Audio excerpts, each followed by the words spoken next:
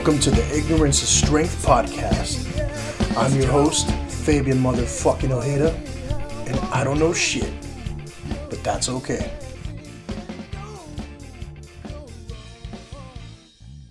All right, let's get this shit started. Thank you, everybody, for listening to the Ignorance is Strength podcast.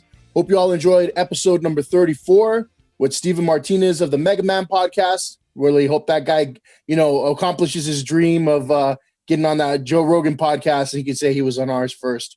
But we're back with a brand new guest. He's a super fan and a collector, and he definitely loves the Bee Gees. Welcome, David Fedor, to the podcast. Did I say that right, David? Yeah, you got it. Fedor, it's good.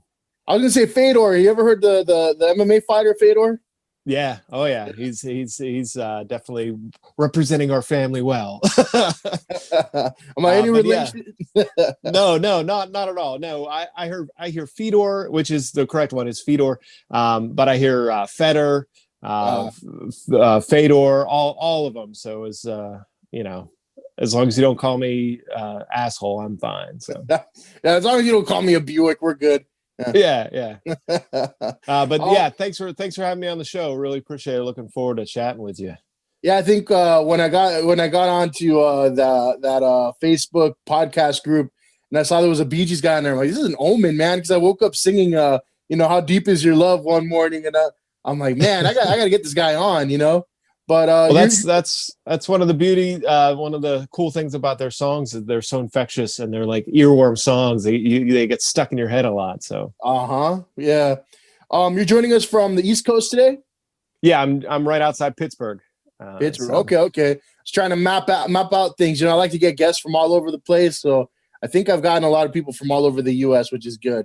Because most of my guests have been like local people that I know. I'm just getting the podcast started. But when I branch out, I like to see where everybody's from. So we're going to talk a little bit today about, being a collector, being a super fan. Would you say that's an appropriate description when it comes to you and your love for the Bee Gees? Without a doubt, yeah. But beyond that too, ever since I was a kid, I was collecting things. Mm-hmm. And whether it was, baseball cards, football cards, hockey cards, things like that, comic books, action figures, things like that. So with the Bee Gees, it became even more of an obsession because it got to the point where the merchandise and the things that the Bee Gees have are all, old stock. It's all old merchandise from the 70s. So when you could find something still in the box in perfect condition from 40 years ago, it's even more exciting and more of a hunt and more of a collector type thing. So yeah, and I'm really I'm curious to hear a lot more about that because the concept of my podcast is pretty simple. I don't really have some people have a specific podcast, like mine's about business, mine's about music. Mine is more just an open forum. I just like to have good conversations with people. But one of the things that, I wanted to kind of resonate was like the whole phrase, I don't know shit, but that's okay. Because you're all going to teach me about, if I have somebody that knows about business, they'll teach me about business. If I have somebody that, I had a kid who has his own podcast that was autistic, he taught me about autism, and so you're going to teach me about being a super fan, because I honestly can't relate to that. I've never had like any sort of collection. I don't know if it was like, growing up a poor kid with a bunch of siblings where we had to share everything, but I've never kind of gotten the itch to just be like, let me put this collection together, because for me, like if I had a new toy or something like that, I'd want to play with it immediately. I wouldn't want to keep it wrapped up. Were you like the type of kid growing up that would like play with your toys, or did you more like kind of, keep them in mint condition, or how did you, start with your collecting? I definitely played with toys. My brother, my sister, and I all destroyed all of our stuff all the time. So I think probably where I started getting the idea that these things could be worth money or something was when I was reading comics in the 90s. And comic books up until that point were always disposable forms of literature. They're comic strips for kids. They're comic books for kids. They get destroyed. They're printed on newspaper print and all that other stuff. But in the 90s, they started using high glossy paper and like really nice art and thick covers. And then they started putting it in bags. So it's like, oh, now this is worth money because it's in a bag. And if you wanted to read it, you had to take it out of the bag. So then it wasn't worth any money. So then you had to buy two, one so you could keep it in the bag and one so you could open it and read it. And it all started around the time when Superman died. They killed Superman, and it came in this really cool plastic black bag with a bloody Superman logo. And that was worth money. But if you opened it, then it wasn't worth any money. So I remember people were paying like upwards of $100 for this polybagged Superman. So my mom, of course, bought me the newsstand edition that wasn't polybagged, and I was all upset because they hiked up the price for that thing. So she's like, "I'm not going to spend $10 for that one because I'm like, do you understand? Now it's worth $100." Of course, fast forward 20 years later, I buy it for $7 off eBay with free shipping because in the 90s. Everything was mass produced. So everything that you're supposed to collect, people kept, and they didn't read, they didn't play with, and none of it retained any value. Beanie Babies, perfect example. Like all of those things bottomed out when people realized, oh, everybody's keeping these. So there's got to be that scarcity. There's got to be that value. Otherwise, it's just a whole bunch of people holding on to stuff that's not going to be worth any money. That's so interesting. You mentioned the Beanie Babies. I remember people getting those from the McDonald's Happy Meals and thinking like, I'm gonna be a millionaire in 20 years. I mean, I guess the like pop culture comes around every 20 years or so. So every 20, 25 years. And in the 90s, the stuff from the 60s and the 70s was coming back. So the disco had a big comeback in the 90s. Beatles had a big comeback in the 90s. They had that reunion thing, and they had that anthology series. So the other thing too that was coming back were baseball cards.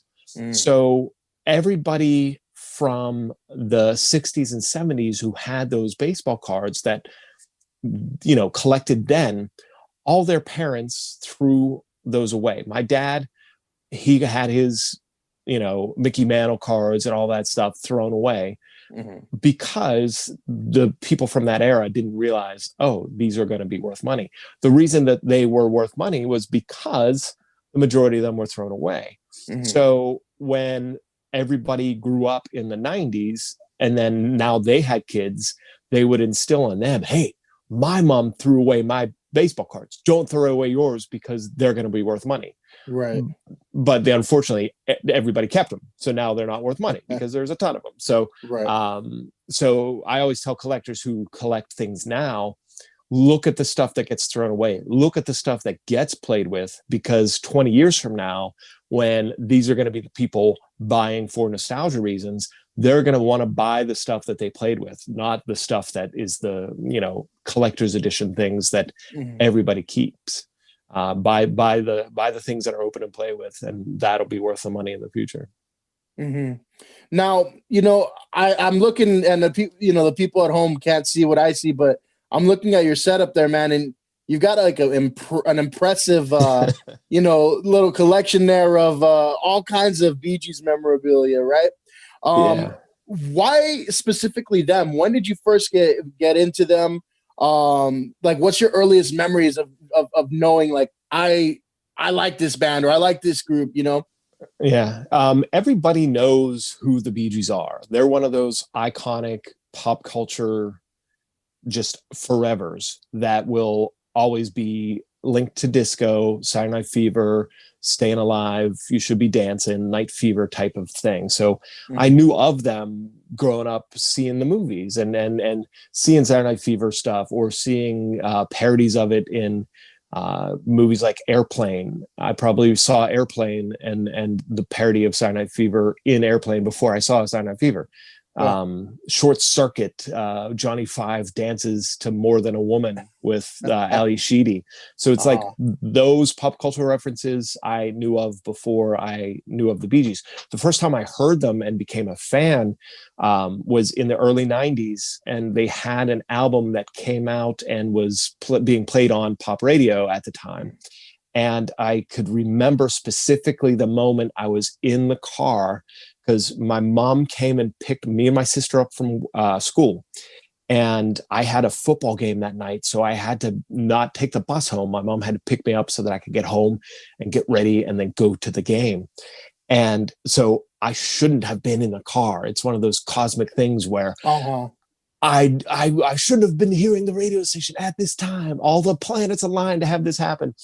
And the song was called Paying the Price of Love.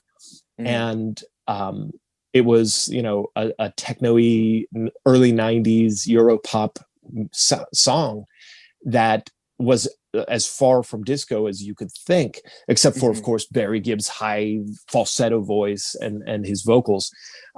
So it was definitely a song that grabbed my ear and I became obsessed with, until even at the time, I didn't know who sang the song. I had to listen to the radio for the next week trying to hear this song again. And when I did, I was like, what? It's the Bee Gees. Those disco weirdos. That's crazy. Blah, blah, blah. And I think that's a product of the time too, because it was 1993. I couldn't just go onto Google and look them up. I had to go to record stores and go to flea markets and find records and get more information that way. So it was kind of this exploration of this band, and it just grew from there. It kind of reminds me, since you're talking about the 90s, you know, that episode of Married with Children where Al Bundy's trying to figure out that song, nobody knows, right? And all he's got to kind of try to find it is a go, you know, like go with him. And everybody's like, I don't know what song that is, but I think he finally finds it at the end of the episode, right? But that's true. You know, you didn't have like, hey, Google, what song am I listening to back then? And there's apps you could hold your phone up and it'll tell you what it's listening to and then stuff. I don't want to sound like an old man, like kids these days don't know how good they have it, but there was something more, I think, magical about discovering something that way, because it was more organic. It was something that was piece by piece. It was like putting together a puzzle to get a whole career. They have, 50 years of music that they made, 22 studio albums, like close to 400 songs just as the Bee Gees, not including solo work and work with other people and things like that. So it was a good 10, 15 years where I was still gathering all of their catalog. So at first, I'm sitting in front of my corner of my home office where I have all the, albums and merchandise and DVDs and CDs and cassette tapes and records and posters. And that was, I piece by piece built this over the course of 30 years. But it started with the music. It started with thumbing through records, buying records at flea markets for a quarter, $1 and stuff like that. And then going from there. I found it really interesting right now that you said that their 90s music kind of, made you a fan, because a lot of people have never heard their 90s music. I just recently, was kind of just surprised to see how much music they had, after that whole disco era, because I don't even know sometimes how to, categorize their genre, because they started off kind of more, what would you say, like almost like R&B-ish, right? Even before that, they started off as kind of like a Beatles-esque type Beatles band. So it was a 5-piece band. Here, I'll grab, this is one of the albums here. This was the first one that they released. It's called Bee Gees First. And even the same artist who drew the Beatles cover, I believe it's Revolver, drew this artwork on their album. And there's 5 of them, and they sounded like, a typical like Beatlemania type group from back then. And then they so they were a ballad band, a English band until they started having a little bit of struggles selling some albums, and they moved to America and adopted the R&B sound. Mm-hmm. And that's when they had 2 or 3 albums before Saturday Night Fever came out that they were exploring the you know, the funk and the R&B of Florida. And then Fever hit.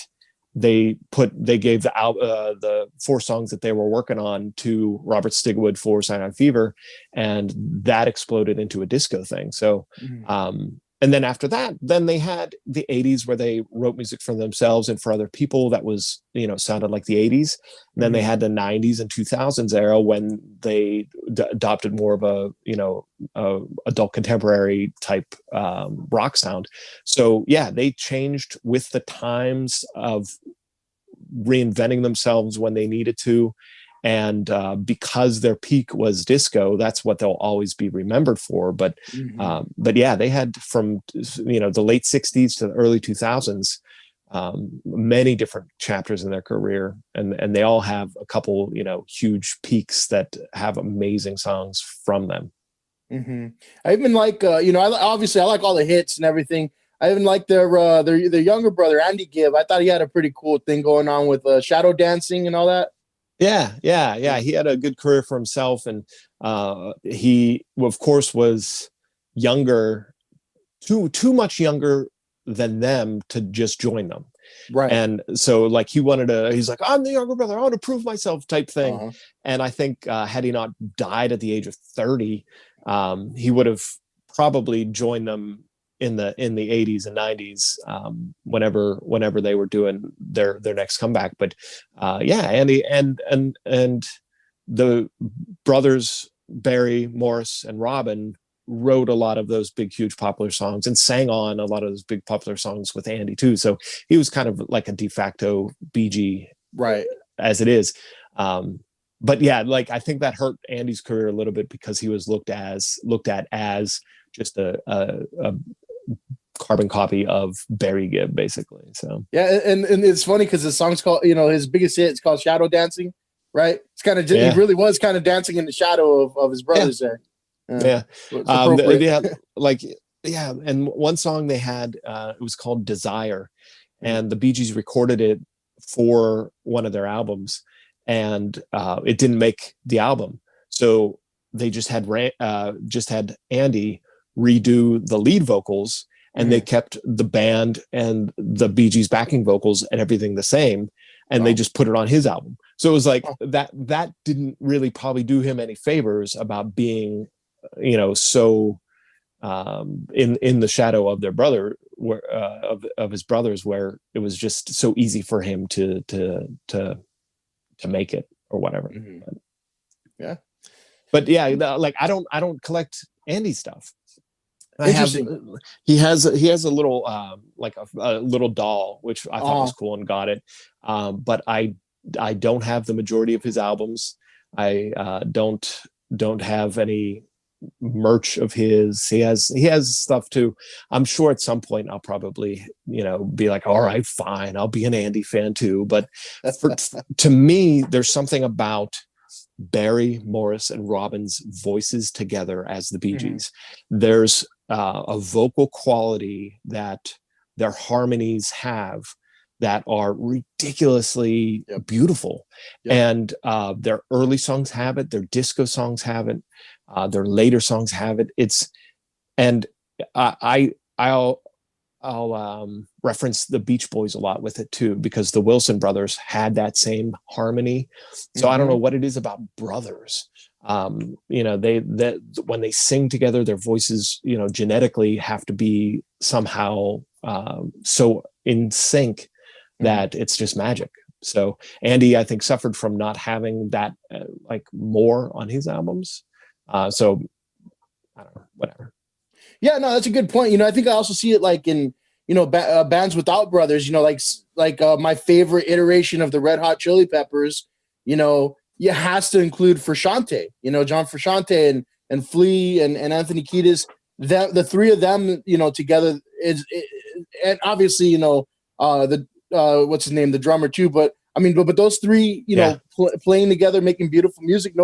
No other iteration of the band has ever captured my interest as much as they have. You know, I'm pretty it's sure. I'm pretty sure John Frusciante sang "How Deep Is Your Love" yeah, live. yeah. He actually, I think he does that a lot. Yeah. Yeah, I saw a couple of those, and he's awesome. Like he hits those notes and everything. He's pretty. It was pretty cool. It's one of those things in between songs that he plays, I believe. Yeah, Yeah. yeah. You know, so getting back to your you know, your memorabilia and your collection there, what was like the first piece that you ever collected? Like where can you, like, you know, pinpoint and say that was it? That's what started my collection. Well, it's again started with the albums and the music. Okay. And so I think I liked trying to find cool covers or cool artwork. Probably the earliest thing I could think of in terms of something that was like, oh, I have to protect this, was in 1994, I bought their album that was put out in 1991. It was called High Civilization. And it came in one of those, they're called long boxes. And CDs, before, you know, CDs were sold in record stores, just like, you know, a little square plastic piece of CD. They had a cardboard box that made it bigger for some reason. And I think probably a lot of it had to do with how people were used to buying records. They would buy a big flat cardboard square, and record stores were probably set up so that you could have a shelf and you could flip through the records, and that's how you would look for music. So when CDs came out, it was smaller. So they put CDs in these bigger cardboard boxes that were pretty much half the size of a vinyl record. So you could have two of these side by side.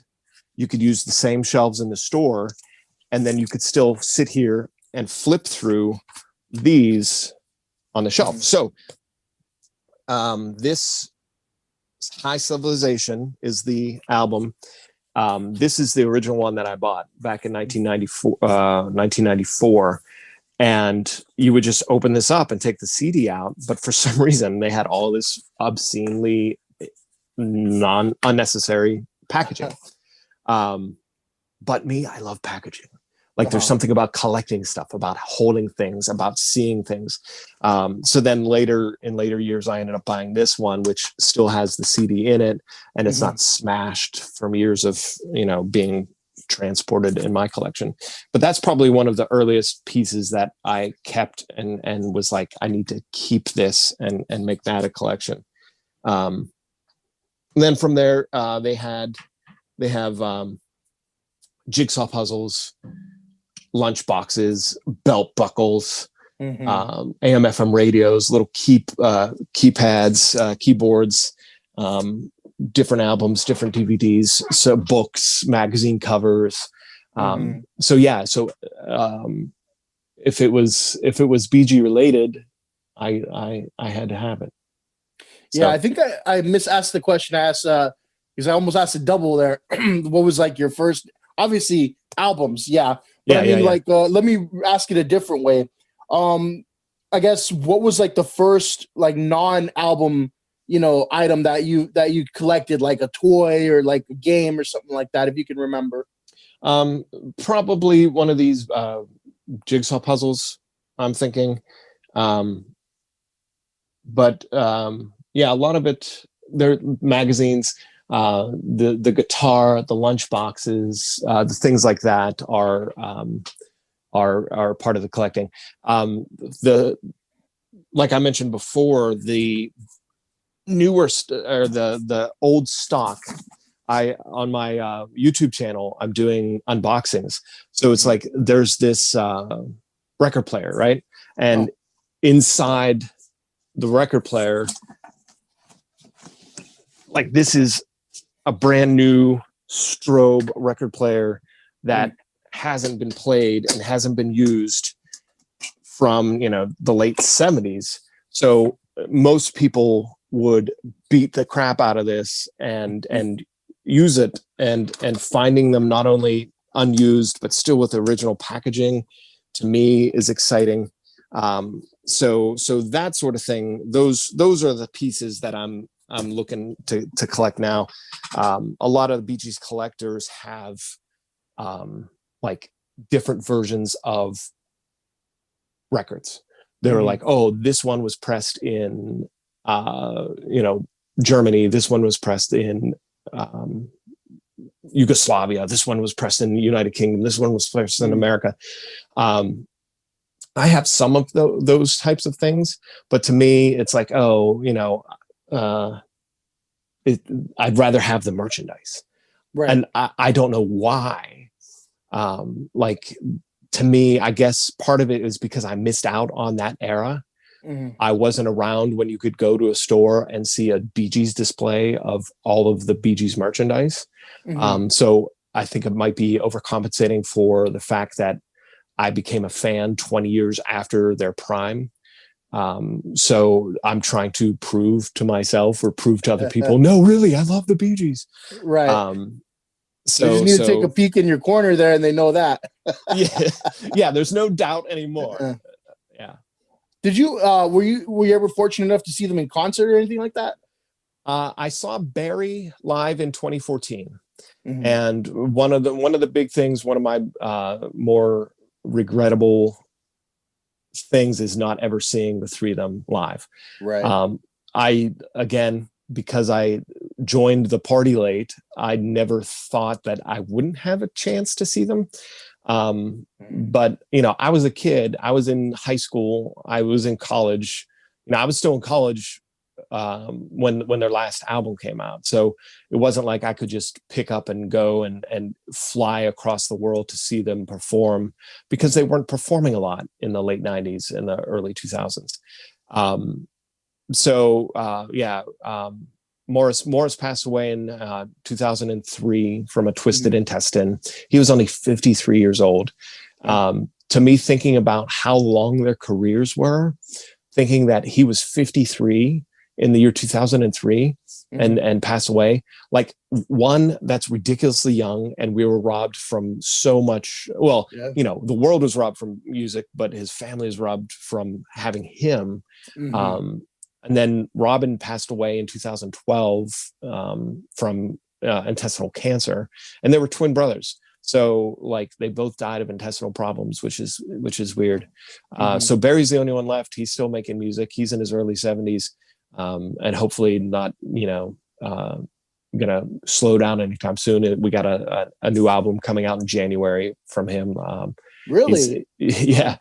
So in 2016, he did a completely new album of all new material. It was called In the Now, and it's great. It is so good. What's the sound? Is it like anything like their old sound, or? No, not at all. It's more like rock, kind of like old, like Paul McCartney, Bruce Springsteen, that softer. I don't want to say soft rock because that makes it sound really lame. But it's not, it's not rock and roll in the whole, let's go like classic rock. It's like classic rock kind of, yeah. And it's very modern. He wrote it with his sons, and they sing on it a little bit as well. It's really great. It's Barry Gibb, In the Now. And just within this past year, since this album came out, he went back to his roots a little bit in terms of, more acoustic songs, more like real instruments. Because for a while in the 80s and 90s, everything was going like techno with the electronics and stuff like that, synthesizers and a lot of fun stuff. And now with their the Bee Gees 2001 album, This Is Where I Came In, they started getting back to this sound. This, hey, let's play with a live band. Let's record live instruments. Let's record like we used to. And that's what this In the Now album was. The album that Barry is coming out with in January is a collection of Bee Gees hits from their catalog over the course of the past, 50 years, redone as country music Whoa, versions. that's So different. yeah, so he did duets with a bunch of modern country music stars, a bunch of classic country music stars like Dolly Parton and Olivia Newton-John, Brandy Carlisle, Little Big Town, Keith Urban, Wow. and a couple other, like, I'm not huge into country music at all. Only I'm a big Brandy Carlisle fan, so I'm excited to hear that song. But yeah, every song on the album is a duet with a famous country artist, and it's reinterpreting these songs as country songs. So it'll be really interesting, just from a kind of curiosity standpoint, what this album is going to sound like. It's could be really cool. Yeah, that's different. I never thought I'd hear a country Bee Gees song. They probably have Thomas Rhett in there. That guy does a lot of cover songs too. Yeah, I'm not entirely sure of all the people, but like, if you rewind and go back to some of their earlier albums, some of them do have country flair because they grew up in Australia, and so they had that bluegrass country exposure then, or at least that's what Barry's marketing material now says. So that he's like, oh, yeah, I've always been country. So it's like, yeah, it's because you're selling a country music album. Until next time you put out the blues album, then, oh yeah, I've always been a blues singer too. But yeah, like even their 70s hits, the album Main Course, which first had their falsetto sound on it and first had their almost disco-y stuff. It was their R&B album. Jive Talkin' was on there. Nights on Broadway was on there. Edge of the Universe was on there. These were the songs that took them in a little bit of a more of an R&B direction. But if you look at some of the other songs that were on there, Baby As You Turn Away, Country Lanes, Songbird, they almost have more of a country feel to it. So I think whether, whichever one was going to take off for them, I think they probably would have leaned in heavily and went that direction.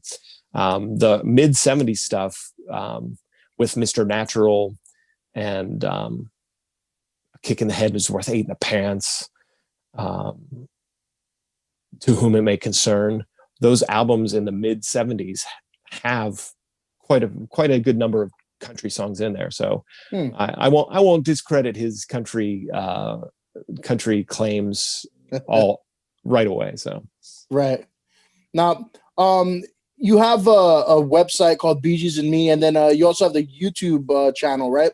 Talk a little bit about that.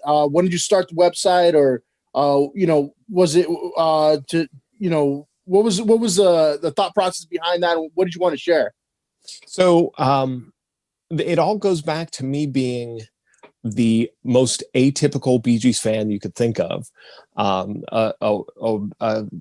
young boy growing up in the suburbs of Pittsburgh in the 90s, finding the Bee Gees, where the female fan base of the 70s in the 70s era were their bread and butter, right? So I'm 20 years younger and a different gender than most of their big fans. So I grew up being completely by myself. I was a Bee Gees fan for 20 years without ever meeting another Bee Gees fan. So it wasn't until a couple of years ago that I was like, wait a second, the internet exists now. I could reach out to these people and actually talk about the Bee Gees. And I could find other fans, maybe fans like myself who felt alone. So that's what I started doing, and trying to meet other fans and finding that, there were a ton of people like me who weren't around for their disco heyday that love collecting the Bee Gees and love listening to their music. And it's not just about, because in the 70s, it was like Beatlemania for the Bee Gees. They had female fans running and chasing their cars and passing out in their concerts and everything like that. So you still have that kind of now today, that fan base that is they were my teen idols. But then you have people who are like, I appreciate them for their music, or this is the music my parents listened to, so now I'm into it. You go around, if you follow the hashtags and stuff, you find people from all over the world performing and singing Bee Gees music. It's and a lot of people don't speak English, but they're singing the English songs. So part of what I want to do with Bee Gees and Me is meet these people, meet these fans, meet other people that share the excitement and the passion of the music like I do. And then I also feel like I'm a writer, I'm a performer, and things myself. So I, have these stories of growing up a Bee Gees fan by myself in the 90s and 2000s and stuff. And a lot of weird things happen to me because I'm so neurotically weird about the Bee Gees and obsessed with them.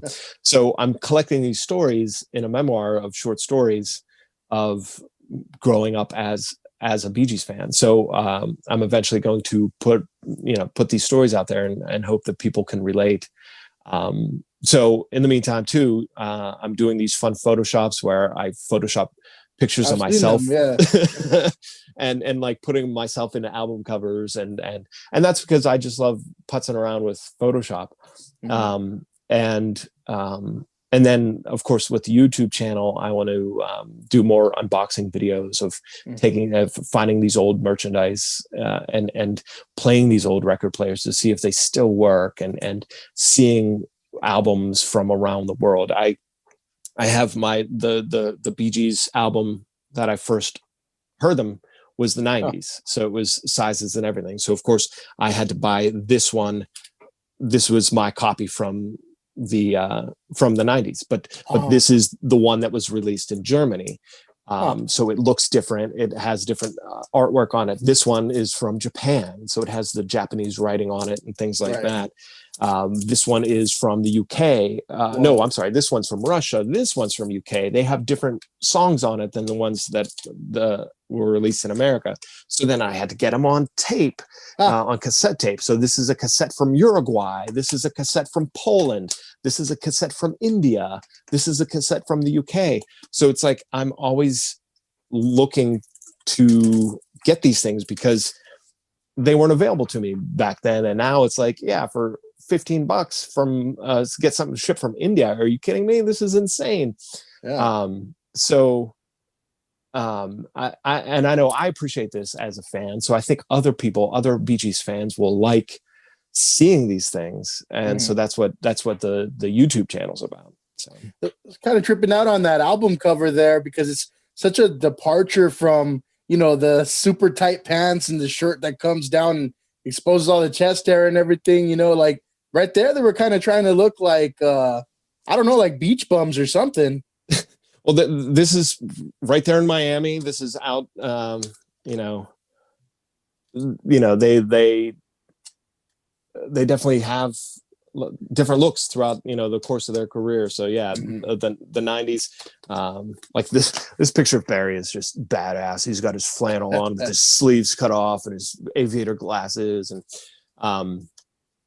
yeah, it's very 90s. Yeah. Yeah. So, and I think that's probably one of the things, like, I know a lot of Bee Gees fans have a chip on their shoulder because of what happened with the Disco Sucks backlash. There was a lot of, and a lot of people talk about it, and then the whole thing that happened in Chicago with when they were blowing up records and things like that, and the Bee Gees' career suffered a lot because of that. But a lot of that was aimed at, there was some racism involved with that. There was homosexuality was the whole disco thing, so there was a lot of backlash and prejudice that way as well. And because the Bee Gees were so linked with Saturday Night Fever, they got swept up into that too. So, radio stations stopped playing their music. And it took a good 20 years until the 90s, where, at least in America, people were able to accept the Bee Gees back as a modern band. Other parts of the world, other parts of Europe and stuff, they still had #1 hits. So it's an interesting thing. Like, a lot of the fans from the 70s feel like, don't you attack my boys. These are the Bee Gees, and me learning of them in the 90s just accept that as part of what they went through. But there's still that defensive-ness about they're more than just disco. They do everything. So yeah, it's interesting, and part of the stuff that I'm writing for my memoir is about that sort of thing, like identity, who identifies and why. Other themes like my collecting, like I know I'm obsessed with collecting stuff. Look at my shelves behind me. Why do I do this? What am I overcompensating for? So it's exploring stuff like that. Yeah. Now I know it's a little tacky to talk about money, right? Yeah. But I'm super curious. Like, you don't have to give me an exact figure or anything like that, but do you know how much money you've spent on BG stuff? Not. I haven't kept track, and I wouldn't want to keep track. Some of them are more than others, obviously, but surprisingly, it's not really that expensive of stuff because it's kind of this disposable thing. Like right now, nobody cares about CDs. So it's like, $20 or $10 for a CD that I'm buying now. I remember even 10 years ago, it was like hundreds of dollars for this bootleg CD. But it's like, oh yeah, with everything streaming online, nothing has this value anymore. So it's definitely a buyer's market for Bee Gees collectors. Now you get people who try to get hundreds of dollars for things and stuff like that. And it's like, I'll just, flat out tell them, sorry, I don't think that this is worth that much. Or look, I'm one of the biggest Bee Gees fans on the planet, and I'm not going to pay more than $80 for this thing, that sort of stuff. So, I mean, because of the sheer volume of things I have, sure, I paid a lot for it, but it's not like, $1,000 pieces or anything like that. Still, I think it belongs in a museum. What would you say then is like the most expensive thing that you ever, collected as far as Bee Gees memorabilia goes? Again, I mean, that's a tough question because financially, like I paid, a good amount for maybe these record players or something like that. But I wouldn't say that that's one of my more valued pieces. Of course, I think it's great. The one thing, and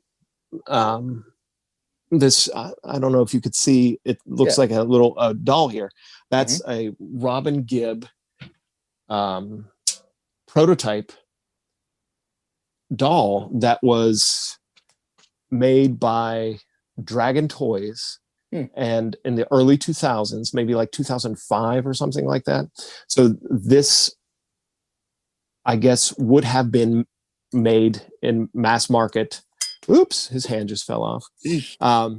So this would have been, made and sold through, Dragon Toys website or something like that. But it was never greenlit. So only this artist's prototype exists. To me, that's one of my valued pieces because it's rare. Like it's one of a kind. None of it exists. Nothing else exists in terms of the action figure or collector market. Prototypes have the value, but it's far from the most expensive thing I've bought. Right. It's like, it was ridiculously cheap compared to what you would think that would be.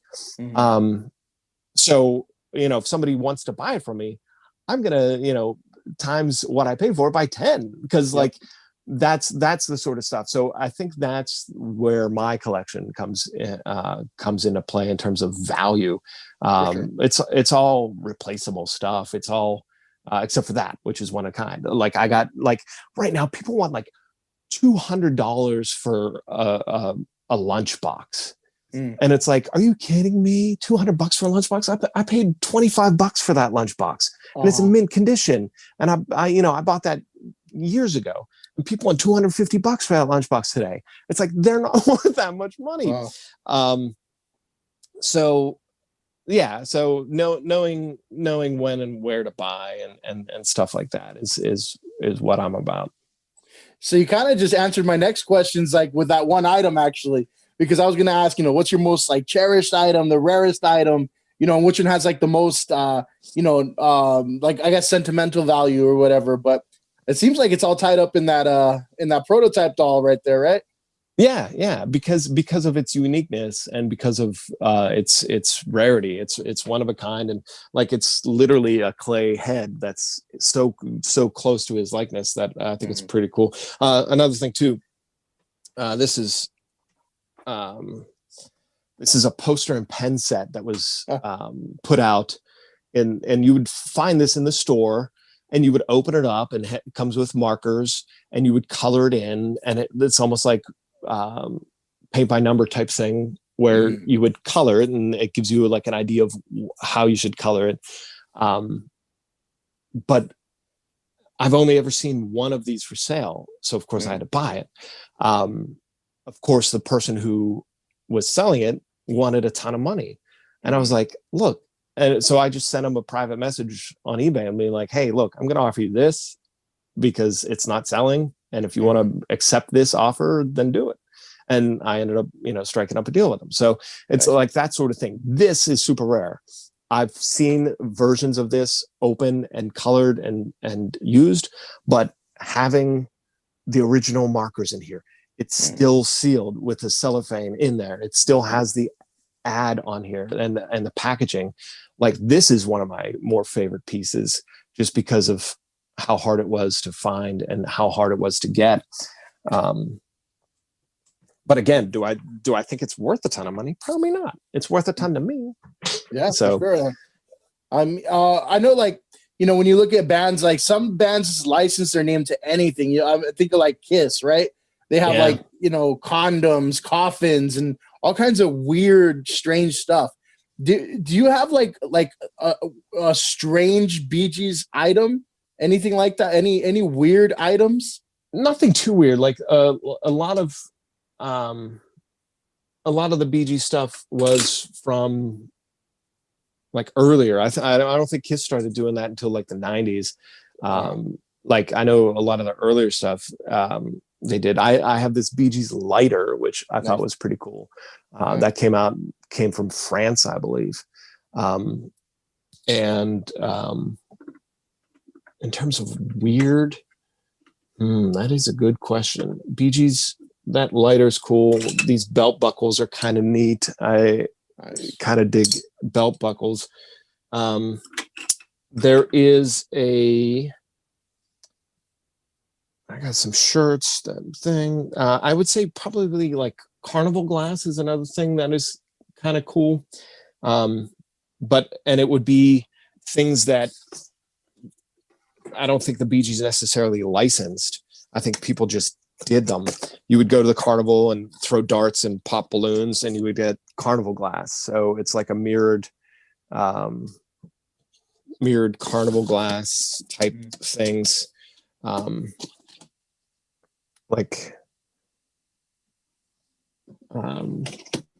Yeah, I don't think they have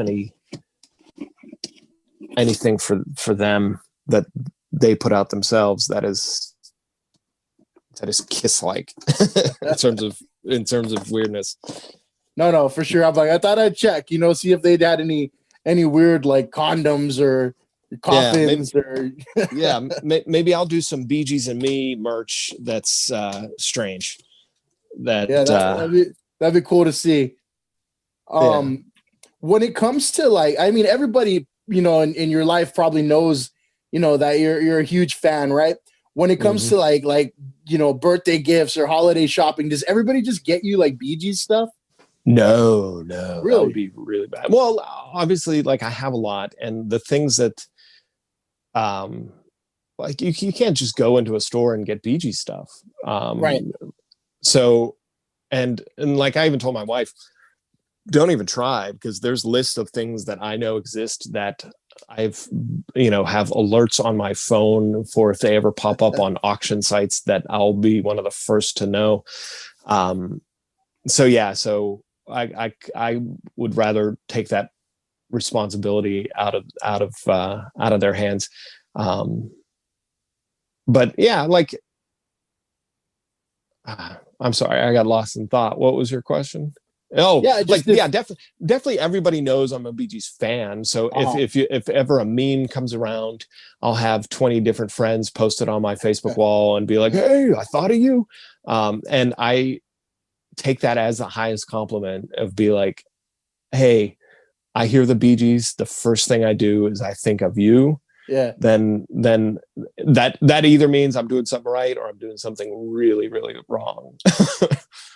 Now, on the other hand, are there any people who think like you're just crazy for collecting all this stuff? Everybody does. Are you kidding? Like, yeah, nobody thinks I'm sane, and I wouldn't. Look at my room. Like, I think it's cool, man.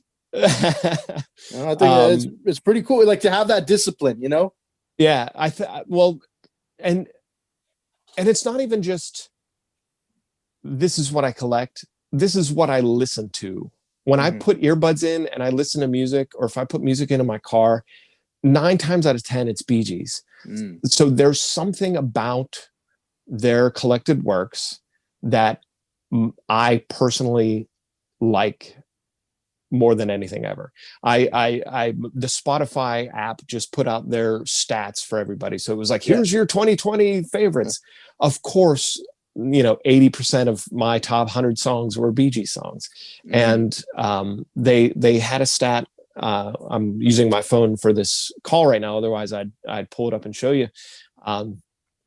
It said, you listen to, 5,000 something minutes of music from the Bee Gees. Your top 5 favorite bands are Bee Gees #1, Barry Gibb #2, Robin Gibb #3, Tragedy, which is a Bee Gees cover band. If you're, do you like heavy metal type music? Yeah, I do. There's a band called Tragedy, and they do heavy metal covers of Bee Gees songs. Whoa. And it's ridiculously awesome. I'm checking that out right after. Like, I would highly recommend it, because just a tiny little alteration of a song, it can turn it into a ridiculously awesome song. Because like the best, I grew up in the 90s, so Guns N' Roses, Metallica, Poison, all these hair metal bands.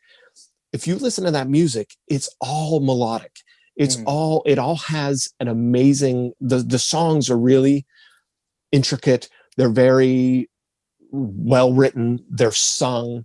It's not death metal. It's not crazy yelling and screaming into microphones. Kind of like Red Hot Chili Peppers. They sing. There's parts where you scream and stuff, but if you listen to Guns N' Roses, Metallica, all that stuff, their big hits were really good, well-written songs. Yeah. Bee Gees are the same way. They have a very, very complicated song sometimes. So when you interpret that and instead of just a regular guitar, use heavy metal electric guitar, it all of a sudden turns that song into crazy, crazy awesome hard rock. So it's definitely worth checking out. Nice. But yeah, so they were in my top 5, of course. And the thing that blew me away was at the bottom, it gave a stat. It said, you are in the top 0.05% of Bee Gees listeners. Huh.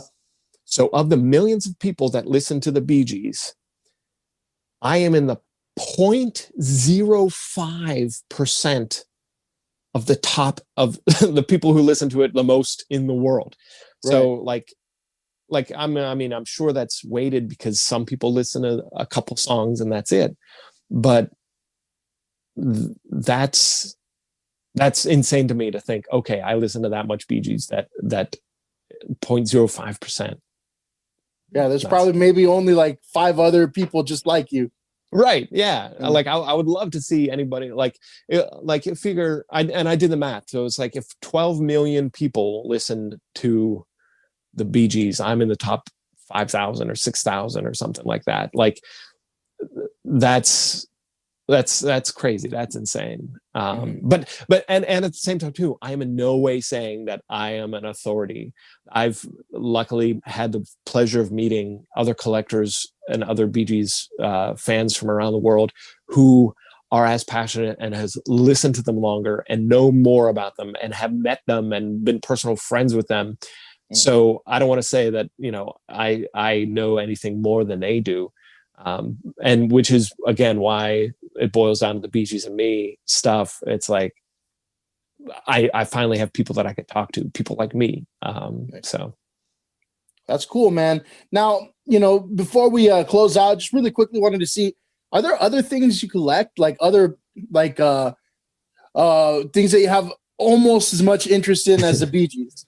Yeah. I'm a huge wrestling fan. Oh, hell yeah.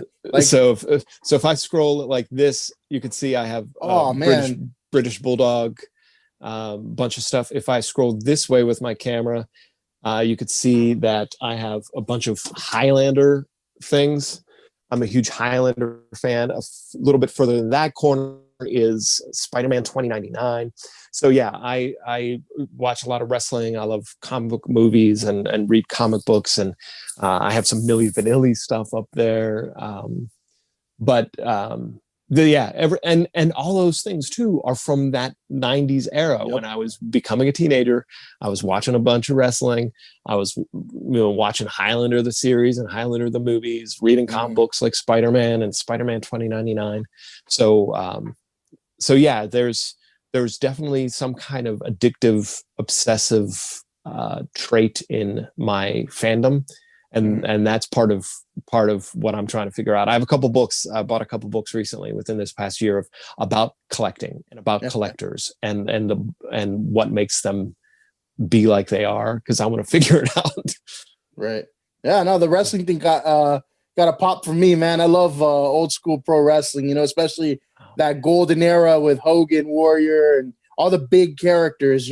Yeah, and I think wrestling is like that, and I could talk for another hour about wrestling because that's when I watched, when Hogan, Hulkamania ran wild, Macho Man, Ultimate Warrior, like you said, Junkyard Dog, even Tito even the Santana, even the bottom tier guys were big characters, right. And I had all the wrestling figures, the rubber ones that you smashed against each other and stuff like that. Demolition, Road Warriors, Killer Bees. Everybody had a great gimmick, and everybody had great matches. And then it went into the athleticism with Bret Hart and Shawn Michaels, British Bulldog, Owen Hart, all those guys. And then it went into Austin and Rock and the Attitude Era, Generation X and NWO and Goldberg, Sting. And then now it has a whole cast of characters.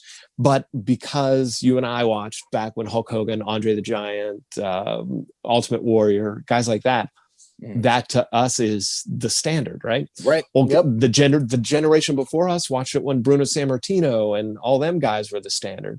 So, Ric Flair. So kids today watching are discovering and seeing it as we were when we watched it. So people love, and one of the things I don't like about wrestling is the toxic fandom that like, oh, this sucks and this sucks and this is better and blah, blah, blah. And it's like, no, somebody watching this right now is watching this like they are watching Hulk Hogan, or like they're watching Stone Cold, or like they're watching The Rock, because to them this is their first exposure to this medium. It's always the same product, it's just the audience is what is changing. And it doesn't mean it's better or worse. In fact, the in-ring product right now is better than it's ever been. And people are like, oh, that's garbage. It was best when it was the Attitude Era. You go back and try to watch a Raw from the Attitude Era right now, and you will not be able to get through it. The matches sucked. They were 2 minutes long. The in-ring stuff was, not athleticism at all. It was just, I don't know. But yeah, so it's always whatever you are at that age when you discover it, and that's the benchmark for everything. Well, before we close out, just real quick, do you have any tips for any prospective collectors out there? Maybe somebody just starting up, collecting? Just chase your bliss, man. Like whatever you enjoy, as long as it doesn't hurt anybody else, then yeah, just love it. Keep the stuff that matters most behind glass. I don't know. Like I'm a proponent of, like, just surround yourself with people who make you happy, surround yourself with things that make you happy, do the stuff that make you happy. I like, I watch, happy movies. I watch comedies. I watch, TV that, like, I don't watch horror movies. I don't like to be scared. Like, why would I put myself through that torture? I don't listen to, angry songs. I listen to nice songs. So it's like, that's what I like. So that's what I'm leaning into. So if people out there, like, there is absolutely nothing cool about loving the Bee Gees. So, like, like the fact that I could just be like, hey, I'm gonna let my freak flag fly and be like, hey, yeah, I'm the Bee Gees guy. That's how you should like something. Don't ever be ashamed for liking something, and yeah, just do what you love. Did you ever dress as a Bee Gee for Halloween or anything? Yes, of course I have. Yeah. yeah. Early 2000s, I bought these really ridiculously tight white pants that I could barely buckle. Like, I probably had to, like, cheat them a little bit, and I fluffed out my hair. I used to have super long hair, and of course I had the beard. So yeah, I've been Barry Gibb before. So. Well, cool, man. I really appreciate this conversation. I think, we did get into the mind of a collector a little bit there. Definitely learned a lot about the Bee Gees. I'm going to check out that cover band, man. It was a Tragedy, you said? Tragedy, yeah. Because one of the big Bee Gees songs from the disco era was called Tragedy, and they kind of adopted it, and they have some, since, like, they put out the first couple albums they did, it was just strictly Bee Gees stuff, and then they now have done other disco songs too. So yeah, I would definitely recommend them, and that's a good jump in point for anybody who might be interested in the Bee Gees and not want to go full in on disco, but yeah, check out some of the regular Bee Gees stuff too, because you might be surprised at what the sound is compared to, in fact, I'll just send you a link to a Spotify playlist. I'll hook you up. I want to check some of those 90s songs out for sure, because I passed those up. I never knew that existed until recently. But absolute last thing before we go, where can people find you if you want to share your social media? Yeah, so it's all at Bee Gees and Me. So it's BEEGEES and me. And I have that on Instagram, Twitter. There's a Facebook group and a Facebook page for the book. And then also beegeesandme.com. And we could connect. And if you're a fan, I'd love to hear your story, because eventually I want to do a podcast too, where I could share stories with these other collectors and other fans, because we need to make sure to get the music out there. So yeah, and then it never dies, right? That's the goal, man. That's the goal. All right, again, yeah, I really appreciate it. I think if I ever have a wrestling podcast episode again, I'll make sure to get in contact with you, man. You seem to have that same love for wrestling that I did as a kid. Yeah, I'd love to. I have a lot of wrestling stories too, because I used to referee. And I met a bunch of them. So yeah, I'd love to talk with you about them. See, so much meat on the bone, man. But yeah, that'll do it for this episode. For everybody listening at home, appreciate it. Thank you. Fuck you and good night.